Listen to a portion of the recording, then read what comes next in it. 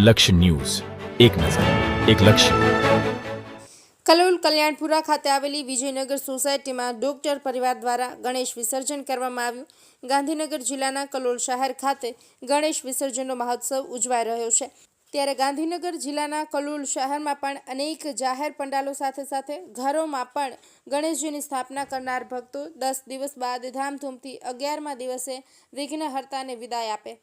કલોલ શહેરના કલ્યાણપુરા વિસ્તારમાં આવેલા વિજયનગર સોસાયટી ખાતે ડોક્ટર પરિવાર દ્વારા ભવ્ય ગણેશ વિસર્જન કાર્યક્રમ યોજાયો હતો, જેમાં સોસાયટીના તમામ સભ્યો તથા ઘરના લોકો ભેગા થઈને ગણપતિ બપ્પા મોરિયાના નાદ સાથે સમગ્ર વિસ્તારમાં ભક્તિમય માહોલ સર્જાયો.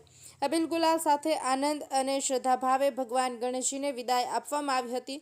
તેમજ વિજયનગર સોસાયટી સહિત સમગ્ર શહેરમાં વિસર્જન યાત્રાઓ ધામધૂમપૂર્વક નીકળી હતી અને ભક્તિભાવ સાથે ઉત્સવની ઉજવણી કરવામાં આવી હતી.